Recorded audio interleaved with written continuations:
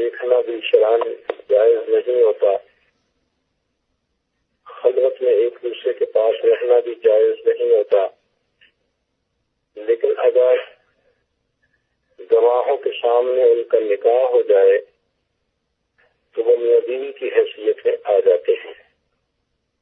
اب نکاح کے وقت مرد یا عورت کو کوئی بھاگنا دوڑنا نہیں پڑتا، ورزش نہیں کرنی پڑتی۔ مرد سے پوچھا جاتا ہے کہ کیا آپ نے اس عورت کو نکاح میں قبول کیا، اور مرد اتنے الفاظ کہتا ہے قبل تو، ہاں میں نے قبول کیا۔ اب ذرا غور کیجئے کہ زبان سے ایک لفظ نکلا قبل تو جس عورت کی طرف نگاہ اٹھا کے دیکھنا حرام تھا وہ بیوی بن گئی، سارے اپنوں سے بڑی اپنی بن گئی، زندگی کی ساتھی ہو گئی۔ اب یہی عورت جو انسان کی بیوی ہے، بچوں کی ماں ہے، اگر بالفرض انسان نے اس کو طلاق کا لفظ کہہ دیا تو یہ اتنا قریبی زندگی گزارنے والی پھر اس کے لیے ایک اجنبی عورت بن جائے گی۔ تو اس سے معلوم ہوتا ہے کہ مومن کی زبان سے نکلے ہوئے ایک ایک لفظ کی اللہ رب العزت کے ہاں بڑی قدر قیمت ہے۔ اس لیے ہمارے اوپر فرشتے متعین ہیں، جو کچھ ہم بولتے ہیں وہ فرشتے اس کا ریکارڈ بنا رہے ہیں، ایک ایک لفظ ہمارا لکھا جا رہا ہے، اور قیامت کے دن ہمیں اپنی زبان سے لکھے ہوئے ہر لفظ کا جواب دینا ہوگا۔ مومن کو چاہیے کہ اپنی زبان کا اچھا استعمال کرے، زبان سے خیر کے کلمے نکالے، نیکی کی بات نکالے، لوگوں سے باتیں کرے تو خیر خواہی کی باتیں کرے، ایسی باتیں کرنا کہ جس سے لوگوں کا دل ٹوٹے، لوگوں کا دل دکھ جائے، لوگوں کی بے عزتی ہو، ذلت ہو، یا ان کے ساتھ ایسا مذاق اڑایا جائے کہ ان کو برا لگے۔ شریعت نے ایسی باتوں سے منع فرما دیا۔ اس لیے حدیث قرآن مجید میں اللہ تعالیٰ کا ارشاد ہے، یا ایھا الذین آمنوا، اے ایمان والو، لا یسخر قوم من قوم عسیٰ ان یکونوا خیرا منہم، تم میں سے ایک جماعت دوسرے کے ساتھ مذاق نہ کرے، ہو سکتا ہے کہ جس سے تم مذاق کر رہے ہو وہ اللہ رب العزت کے نزدیک تم سے زیادہ بہتر ہو۔ تو گویا ہمیں اس بات کی تربیت دی گئی کہ اللہ رب العزت کی یہ ایک دی ہوئی نعمت ہے، اس نعمت کا اچھا استعمال کرنا چاہیے۔ اگر آپ غور کریں تو جس آدمی کو یہ زبان نہیں ملتی، جو گنگا ہوتا ہے، وہ کتنی بڑی نعمت سے محروم ہوتا ہے۔ ہم نے بعض نوجوانوں کو دیکھا، خوبصورت بھی ہیں، صحت مند بھی ہیں، ہر لحاظ سے وہ بہت ہی زیادہ قابل رشک ہیں، لیکن ان کی زبان کام نہیں کرتی، وہ بول نہیں سکتے، گنگے ہیں، بیچارے اپنے جذبات کا اظہار بھی نہیں کر سکتے، اپنی بیوی سے، اپنی ماں سے، اپنے بھائی سے، زندگی کے بہت قریبی بندے سے بھی اپنی فیلنگز کو شیئر نہیں کر سکتے، اشاروں سے باتیں کرتے ہیں۔ تو اس وقت احساس ہوتا ہے کہ یا اللہ، یہ زبان کتنی بڑی نعمت ہے آپ کی، یہ اس لیے تو نہیں عطا کی گئی کہ ہم اس زبان سے الٹی سیدھی باتیں نکالتے پھریں، ایسے الفاظ کہیں کہ جو لوگوں کے لیے پریشانی کا باعث بن جائے۔ اسی لیے ہمارے بزرگوں نے یہ بات کہی کہ جرمہ صغیر و جرمہ کبیر، کہ زبان کی جسامت تو بڑی چھوٹی ہے، لیکن اس سے جو انسان گناہ کرتا ہے وہ بڑا موٹا ہوتا ہے۔ جہاں کہ غیبت زبان سے کی جاتی ہے، غیبت کہتے ہیں کسی کی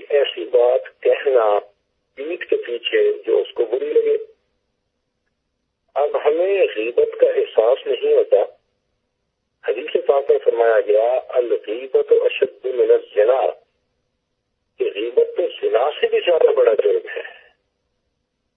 انسان جب غیبت کرتا ہے تو گویا ایک مردار کا گوشت کھا رہا ہوتا ہے. قرآن مجید میں اللہ تعالیٰ اسی طرح کا مضمون فرماتے ہیں کہ کیا تم کسی مردار کا گوشت کھانا پسند کرتے ہو؟ زبان سے ہی انسان جھوٹ بولتا ہے، اور جھوٹ سے اللہ رب العزت کو اتنی نفرت ہے کہ حدیث پاک میں فرمایا گیا کہ آدمی بسا اوقات جھوٹ بولتا رہتا ہے حتیٰ کہ اللہ تعالیٰ اس سے ناراض ہو کر اس کا نام جھوٹوں کے دفتر میں لکھوا دیتے ہیں. اسی زبان سے انسان چغلخوری کرتا ہے، اسی زبان سے انسان دوسروں پر بہتان لگاتا ہے، اسی زبان سے انسان دوسرے پر تان بھیجتا ہے. اب زبان تو چھوٹی سی ہے، لیکن دیکھیے کتنے بڑے بڑے گناہ اس سے ہوتے ہیں. ان کے گناہ ایسا ہے کہ انسان کے اعمال کے ضائع ہونے کا سبب بن جاتا ہے. کسی زبان سے انسان چاہے تو اللہ پہ ایمان لائے اور اس کا اظہار کرے. اقرار باللسان و تصدیق بالقلب، زبان سے اس کا اقرار کرے اور دل سے تصدیق کرے. اور اسی زبان سے انسان بے احتیاطی کا کلمہ بولے تو وہ کفریہ کلمہ بن جاتا ہے. چنانچہ بہت سارے ایسے کلمات ہیں جو علماء نے لکھے ہیں کہ یہ کفریہ کلمے ہیں اور ہمیں اس کا پتہ بھی نہیں ہوتا. مثال کے طور پہ دو بندے باتیں کر رہے تھے، ایک نے پوچھا کہاں رہتے ہو، دوسرے نے کہا کہ فلاں جگہ رہتا ہوں. اب پہلا مذاق سے کہتے ہیں اچھا نقل کفر نباشت. وہ کہتا ہے کہ اچھا وہ خدا کے پچھاوڑے رہتے ہو. اب جس بندے نے کہا خدا کے پچھاوڑے، گویا اس نے کفریہ کلمہ بولا. چنانچہ علماء نے لکھا ہے کہ اگر دو بندے آپس میں بات کر رہے تھے اور ان میں سے ایک نے کہا بھائی یہ تو شریعت کا حکم ہے، اور سننے والے نے آگے سے کہہ دیا رکھ کرے شریعت کو فقد کفر، ان لفظوں کے بولنے سے یہ شخص کافر ہو گیا کیونکہ اس نے دین کا مذاق اڑایا. حدیث اس لیے علماء نے لکھا ہے کہ انسان اپنے نفس کی خرابی کی وجہ سے، سستی کی وجہ سے، کاہلی کی وجہ سے فرض چھوڑ بیٹھے وہ گناہگار ہو جاتا ہے، کافر نہیں بنتا. لیکن اگر دین کی کسی بات کا مذاق اڑائے، اس کو کہتے ہیں استخفاف کرنا، تو سنت کا مذاق اڑانے سے بھی وہ شخص کافر ہو جاتا ہے. اس لیے زبان کا استعمال ہمیں بہت سوچ سمجھ کے کرنا چاہیے. نبی علیہ السلام نے ارشاد فرمایا کہ جو شخص مجھے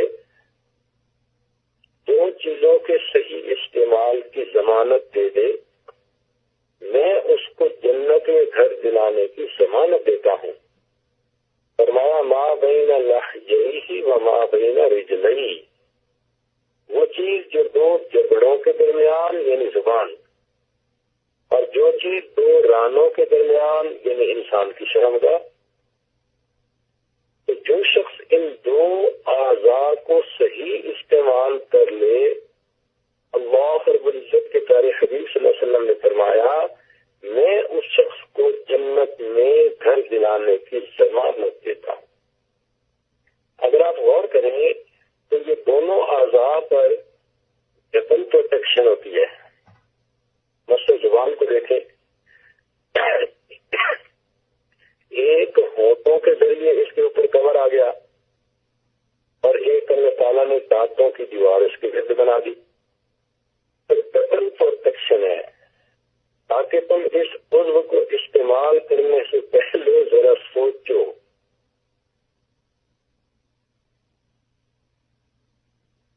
اور اللہ تعالیٰ نے زبان کے اندر کوئی ہڈی نہیں بنائی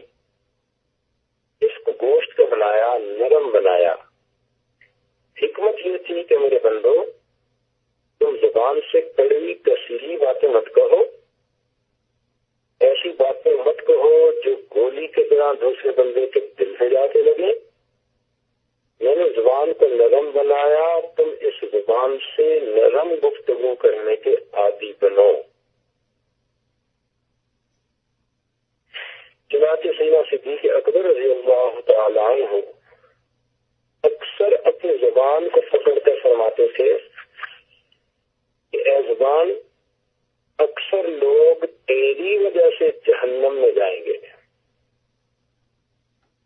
اور حدیث پاک کا مفہوم ہے، ایک آدمی نیک اعمال کرتا رہتا ہے اور کرتے کرتے جنت کے بالکل قریب ہو جاتا ہے، دروازے کے قریب ہو جاتا ہے، لیکن زبان سے ایسی ناشکری کا لفظ بولتا ہے کہ اللہ تعالیٰ اس کو پیچھے کھینچ کر جہنم کے اندر الٹا پھینک دیتے ہیں. آج کسی بندے کو کمینہ کہنا آسان، ذلیل کہنا آسان، بے ایمان کہنا آسان. کل قیامت کے دن جب انبیاء ٹھہراتے ہوں گے، جب اللہ رب العزت اپنے جلال میں ہوں گے، اس وقت اگر ہم سے پوچھ لیا گیا کہ بتاؤ تم نے فلاں کو کمینہ کیوں کہا تھا، تو ہمارے لیے اس کا جواب دینا کتنا مشکل کام ہوگا. آج وقت ہے کہ ہم اپنے جسم کے اس عضو کو اچھا استعمال کرنے کی عادت ڈالیں.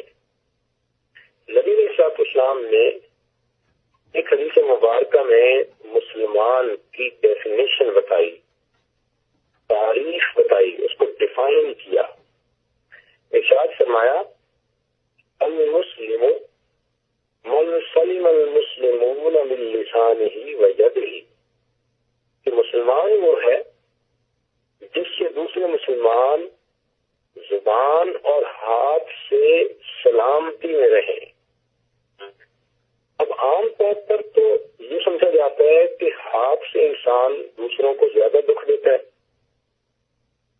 لوگ کہتے بھی ہیں جی فلاں کے تو جی بڑے لمبے ہاتھ ہیں،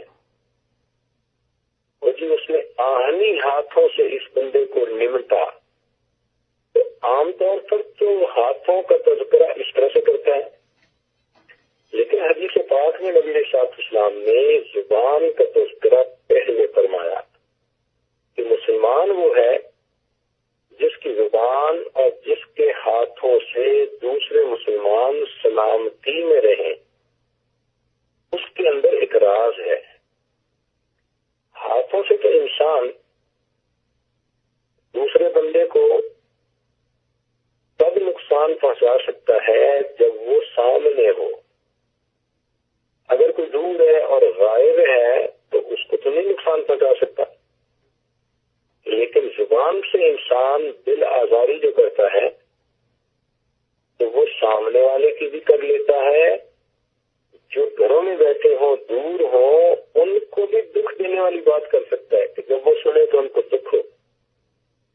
اور ہاتھوں سے تو انسان جو لوگ اس وقت زندہ ہوتے ہیں ان کو تکلیف پہنچا سکتا ہے، جو فوت ہو گئے ان کو تو نہیں پہنچا سکتا، لیکن زبان سے تو انسان ان فوت شدہ لوگوں کی غیبت کر کے ان کو بھی ایذا پہنچا سکتا ہے.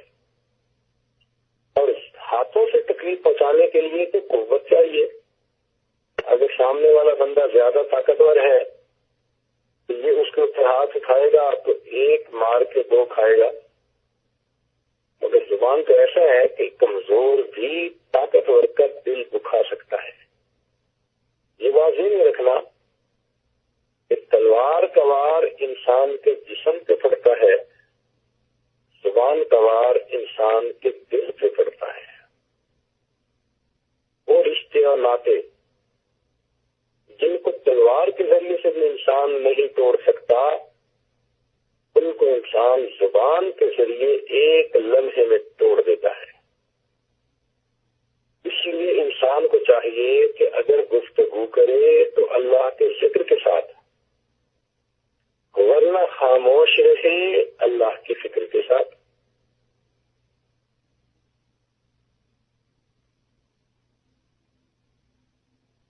جو شخص خاموش رہنے کی عادت ڈال لے اور اس وقت بولے جب ضرورت ہو، یہ شخص بہت بڑے فتنوں سے بچ گیا.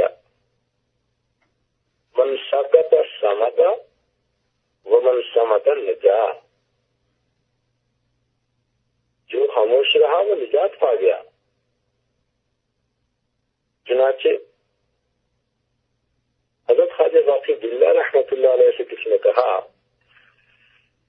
کہ حضرت آپ بولا کریں، نصیحت کیا کریں، لوگوں کو فائدہ ہوگا. تو حضرت نے فرمایا جس نے ہماری خاموشی سے کچھ نہیں پایا وہ ہماری باتوں سے بھی کچھ نہیں پائے گا.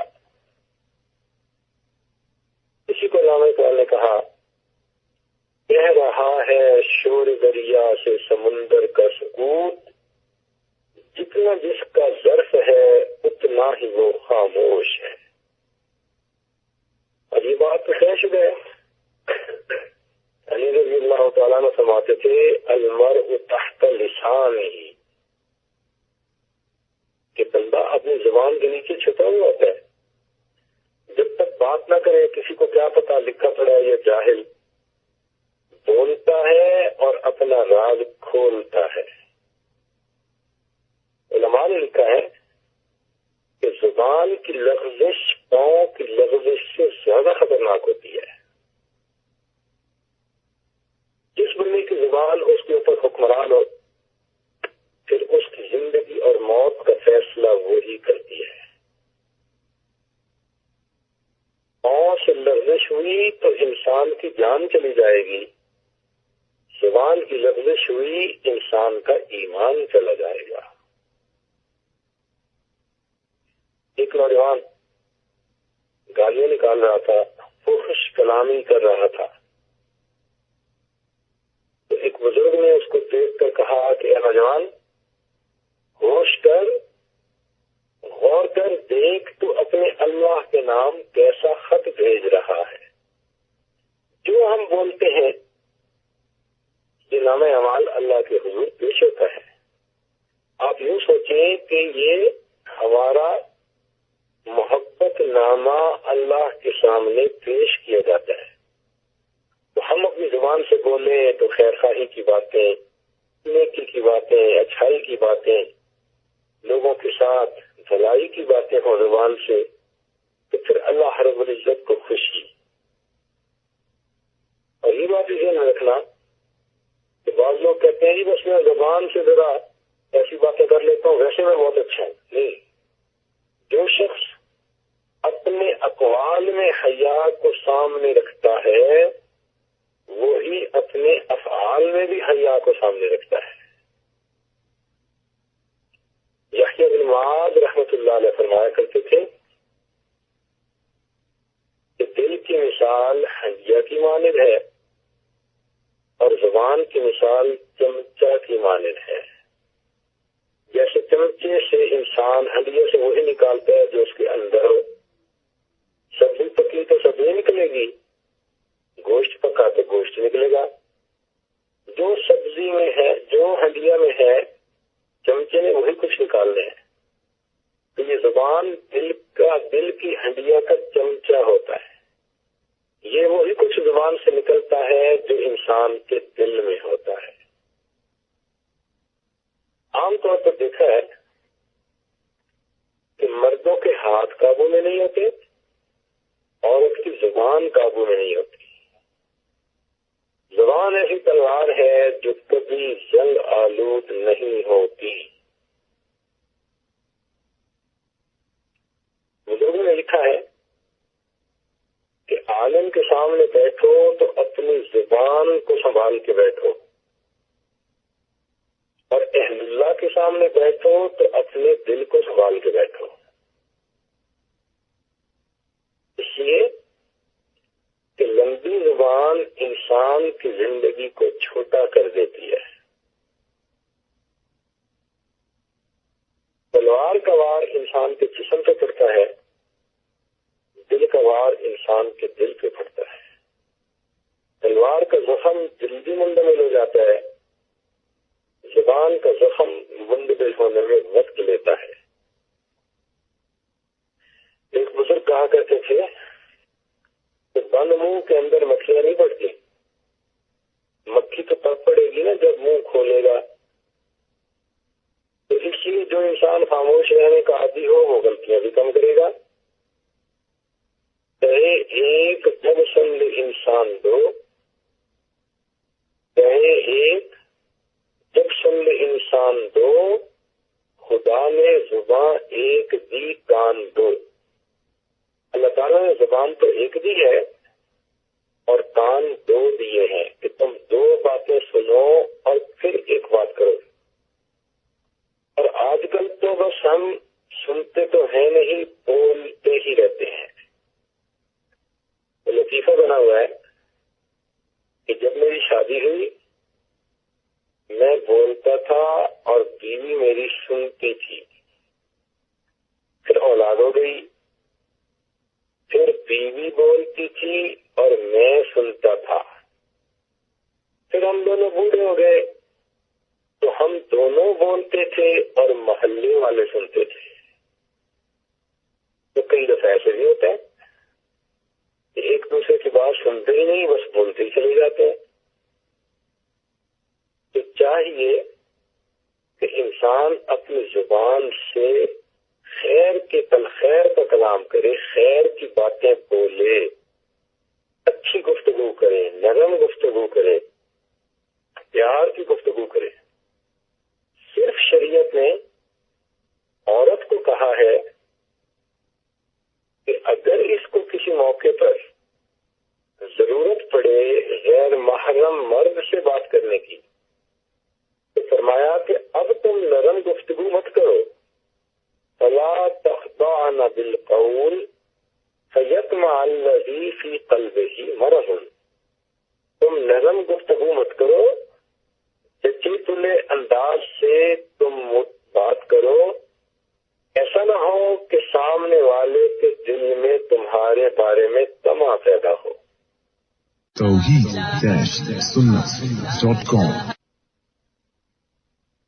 اور یہی آج کل کی غلطی ہے، عورتیں اپنے خاوند سے گفتگو کرتی ہیں تو اتنی سخت کہ جیسے ساری زبان جہان کی کڑواہٹ ان کی زبان میں آ گئی، اور غیر مرد سے بولنا چاہیں گی تو ایسے نرم بولیں گی جیسے سارے جہان کا شہد ان کی زبان میں سمٹ گیا ہے۔ تو صرف ایک موقع پر شریعت نے کہا کہ عورت غیر مرد سے گفتگو کرتے ہوئے اسپاٹ سیدھی سیدھی بات کرے، ایسا انداز اپنائے کہ اگلے نے 3 باتیں کرنی ہو تو 2 ہی کر کے چپ ہو جائے، کیونکہ بات سے بات بنتی ہے۔ یہ ذہن میں رکھنا کہ بعض عورتیں یہ سوچتی ہیں کہ ہم گفتگو ہی کرتی ہیں نا، کیا ہوتا ہے؟ نہیں، یہ گفتگو ہی تو ذریعہ ہے ہر گناہ کا۔ ہمیشہ انسان پہلے گفتگو کرتا ہے اور پھر گفتگو کرنے کے بعد ایک دوسرے سے ملاقات کی خواہش پیدا ہوتی ہے۔ ذرا غور کیجیے، ایک علمی نکتہ ہے کہ 1,24,000 انبیاء کرام تشریف لائے اور ان میں سے کسی نے دنیا میں یہ دعا نہیں مانگی کہ اے اللہ میں آپ کو دیکھنا چاہتا ہوں۔ صرف حضرت موسیٰ علیہ السلام نے کہا رب ارنی انظر الیک، اللہ میں آپ کو دیکھنا چاہتا ہوں، آپ کا دیدار کرنا چاہتا ہوں۔ تو مفسرین نے لکھا کہ حقیقت میں موسیٰ علیہ السلام کلیم اللہ تھے، وہ دور پر جاتے تھے، اللہ تعالیٰ سے ہم کلامی کرتے تھے، تو جب ہم کلامی ہوتی ہے تو لامحالہ ایک دوسرے کو دیکھنے کی، ملنے کی دل میں تمنا پیدا ہوتی ہے۔ اس لیے چاہے فون ہو، ایک دوسرے کے ساتھ گفتگو کا موقع ملے تو عورت کو چاہیے کہ غیر مرد سے بہت جچی تلی بات کرے۔ بی بریف آن فون، نوجوان بچوں کے لیے یہ بہت سنہری اصول ہے، اور اگر بات کرنی شروع کر دی تو آپ سمجھ لیں کہ بس اب بات سے بات بڑھتی ہی چلی جائے گی۔ اور دوسری بات یہ کہ جھوٹ سے ہم پرہیز کریں۔ نبی علیہ السلام نے ارشاد فرمایا مومن سب کچھ ہو سکتا ہے، مومن جھوٹا نہیں ہو سکتا۔ سچ کا ہمیشہ بول بالا ہوتا ہے۔ جو انسان سچ بولنے کی عادت ڈالے وہ اس سے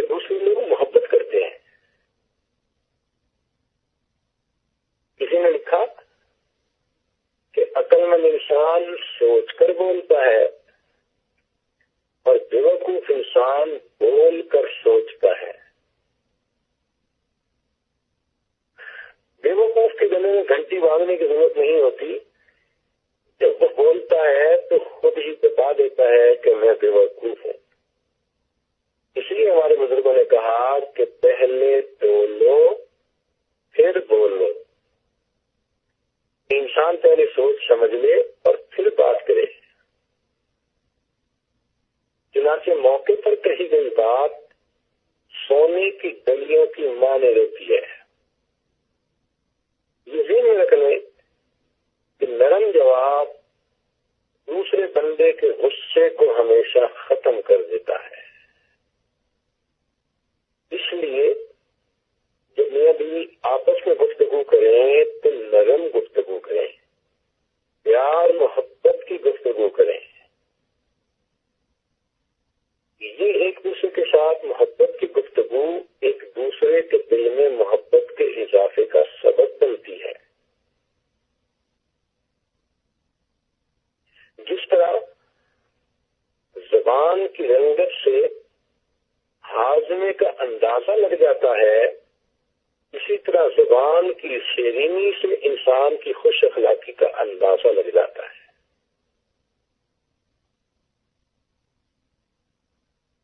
ہمارے بزرگوں نے فرمایا کہ اگر کوئی شخص تمہارے ساتھ بری بات کرے تو تم جواب مت دو، اس لیے کہ اس کے پاس کہنے کے لیے اور بھی برے کلمات ہوں گے. چنانچہ علماء نے لکھا ہے کہ اللہ تعالیٰ کو 6 چیزوں سے نفرت ہے.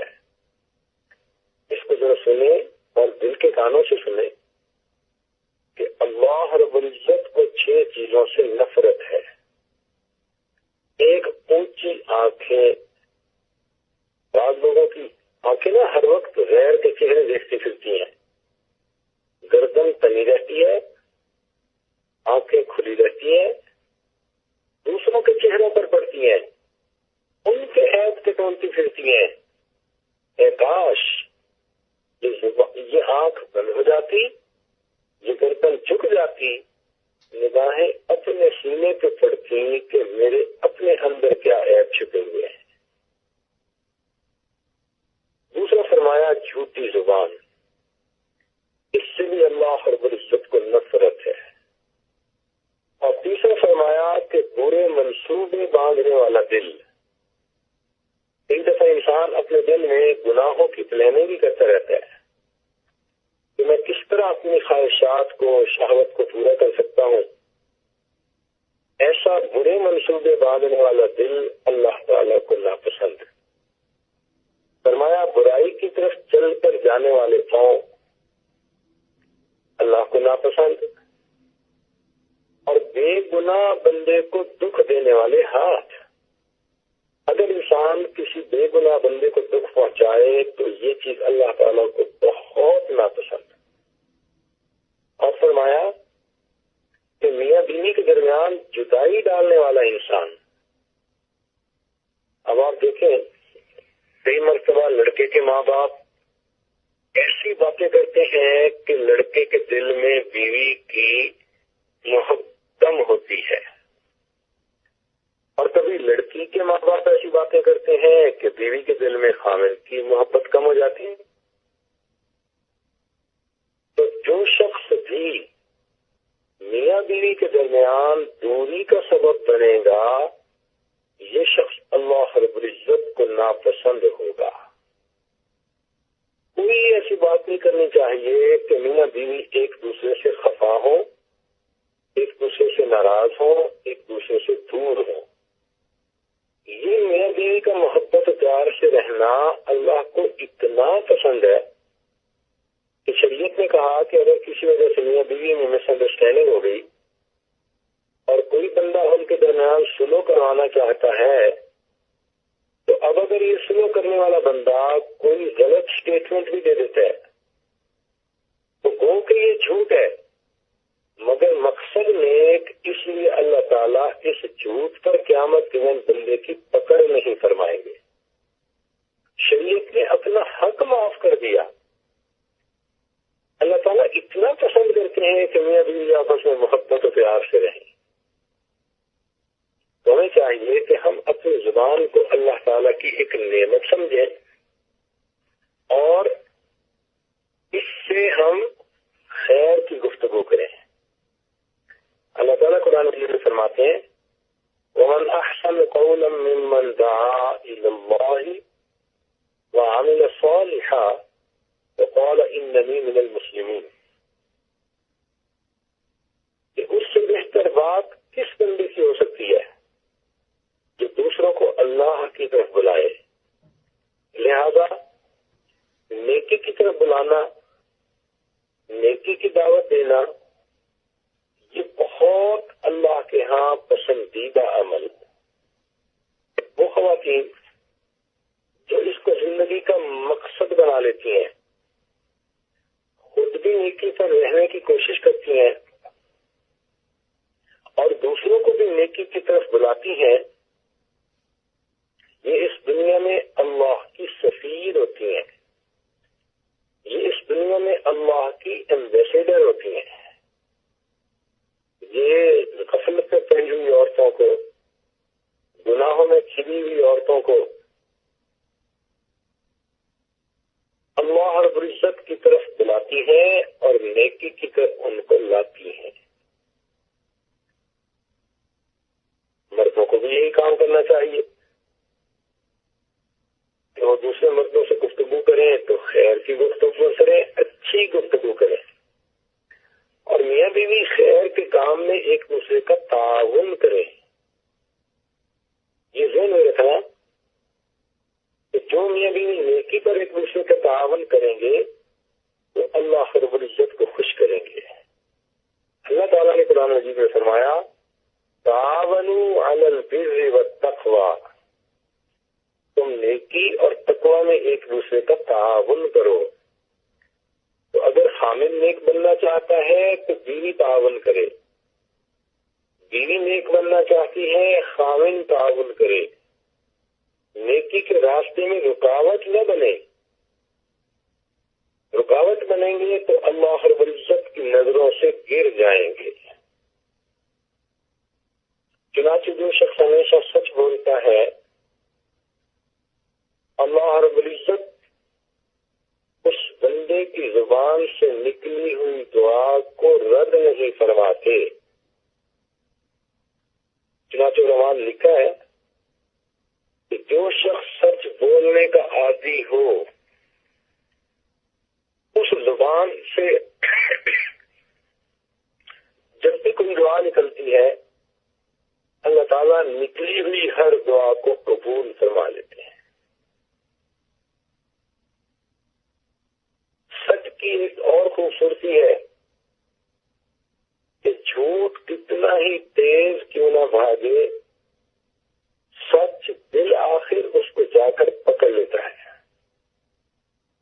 ظاہر میں یہ لگتا ہے کہ اگر ہم جھوٹ بولیں گے تو پھر ہم بچ جائیں گے، حالانکہ اللہ تعالیٰ کے پیارے حبیب صلی اللہ علیہ وسلم نے فرمایا الصدق ینجی والکذب یہلک، کہ سچ انسان کو نجات دیتا ہے اور جھوٹ انسان کو ہلاک کر دیتا ہے.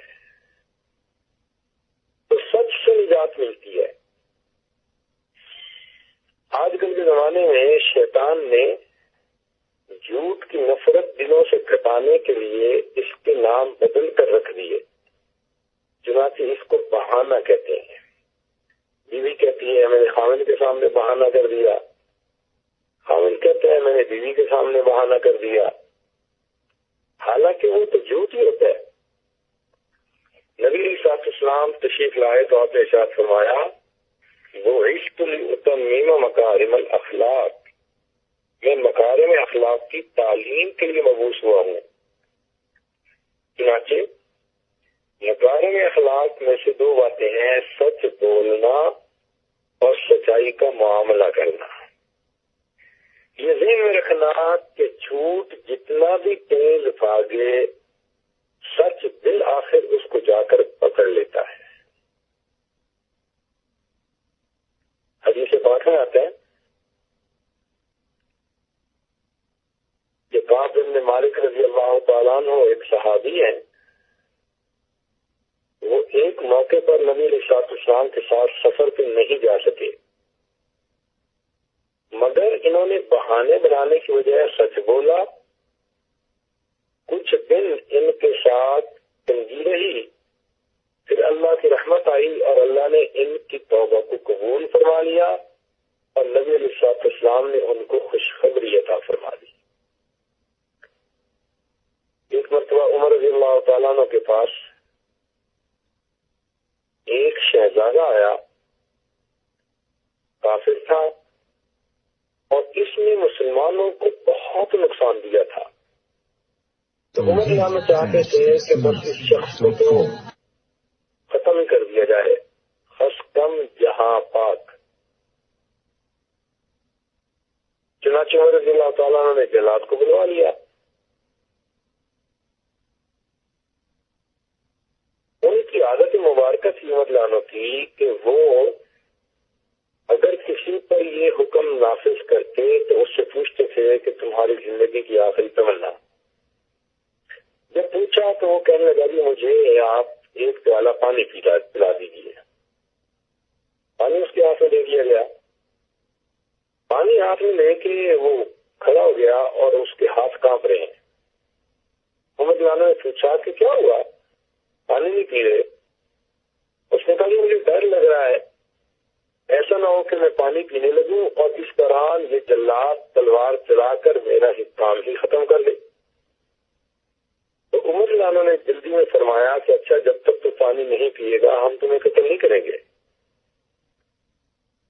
یہ لفظ کہنے تھے کہ اس شہزادے نے پانی کا پیالہ زمین کے اوپر پھینک دیا اور پانی نیچے گرا دیا اور کہنے لگا کہ امیر المومنین اب آپ مجھے قتل نہیں کر سکتے، آپ نے مجھے قول دیا کہ جب تک میں پانی نہیں پیوں گا مجھے آپ قتل نہیں کریں گے، پانی تو میں نے نہیں پیا، آپ کیسے قتل کر سکتے ہیں؟ ہمارے جیسا کوئی ہوتا تو کہتا الو کا پٹھا اور جلاد پہ اشارہ کرتا کہ جلدی اس پر تلوار کرو، لیکن وہ تو امیر المومنین سیدنا عمر رضی اللہ تعالیٰ عنہ تھے۔ فرمانے لگے ہاں میں نے کلمات تو یہی بولے ہیں، لہذا اب میں تمہیں قتل نہیں کروا سکتا۔ جب یہ کہہ دیا تو وہ شہزادہ کہنے لگا کہ امیر المومنین میرے دل میں اندر ان سائڈ اسلام کی عظمت بہت زیادہ تھی، میں چاہتا تھا کہ اس سچے دین کو قبول کر لوں، لیکن میرے دل میں خیال آیا کہ اگر میں کلمہ پڑھوں گا تو لوگ کہیں گے کہ موت کے ڈر کی وجہ سے کلمہ پڑھ لیا۔ اب میں نے ایک ایسا ہیلا کیا کہ آپ مجھے قتل تو کروا نہیں سکتے، لہذا میں اپنے اختیار سے مسلمان بننے کا اعلان کرتا ہوں۔ اس نے کلمہ پڑھا اور وہ مسلمان بن گیا۔ تو دیکھو، سچ بولنے سے اللہ رب العزت کی رحمت اترتی ہے۔ انڈیا میں ایک مرتبہ واقعہ ہوا، گاندلا ایک گاؤں تھا جس میں ایک پلاٹ تھا، زمین کا وہ ٹکڑا ڈسپیوٹڈ تھا۔ ایک مسلمان کہتا تھا یہ میرا ہے اور ایک ہندو کہتا تھا یہ میرا ہے۔ خیر دونوں کا پرسنل معاملہ تھا، لیکن مسلمان بڑا سمارٹ بنا اور اس نے یہ کہہ دیا کہ اگر یہ زمین کا ٹکڑا مجھے مل گیا تو میں اس پہ مسجد بناؤں گا۔ اس کو سن کر ہندوؤں نے کہا کہ اگر یہ زمین کا ٹکڑا ہمیں مل گیا تو ہم مندر بنائیں گے۔ لو جی، پرسنل بات تھی اور وہ دونوں کی آپس کی مذہب کی بات بن گئی۔ مسلمانوں کے ساتھ مسلمان جمع ہو گئے اور ہندوؤں کے ساتھ ہندو جمع ہو گئے۔ قریب تھا کہ شہر کے اندر فساد ہوتا، خون خرابہ ہوتا، بدامنی ہوتی۔ کسی نے کہا کہ بھائی تم عدالت سے فیصلہ کروا لو، مقدمہ کر دیا گیا۔ جب مقدمے کا دن تھا تو بہت تعداد میں مسلمان بھی آئے اور ہندو بھی آئے۔ جج بڑا حیران تھا کہ بھائی میں کس طرح صلح و صفائی سے یہ معاملہ سمیٹ دوں تاکہ کوئی بدامنی نہ ہو، لا اینڈ آرڈر سچویشن نہ ہو۔ اس نے پوچھا بھائی کوئی ایسی صورت ہے کہ تمہاری آپس میں صلح ہو جائے؟ تو ہندوؤں نے کہا کہ جی ہاں، ایک مسلمان ہے، ہم ان کا نام آپ کو بتا دیتے ہیں، آپ ان کو بلا لیں، اگر وہ کہیں کہ زمین مسلمان کی تو اس کو دے دیں، اور اگر وہ کہیں کہ زمین ہندو کی تو ان کو دے دیں۔ چنانچہ جج نے اگلی تاریخ دے دی، اور اگلی تاریخ پر اسی طرح بہت سارے لوگ عدالت میں آئے۔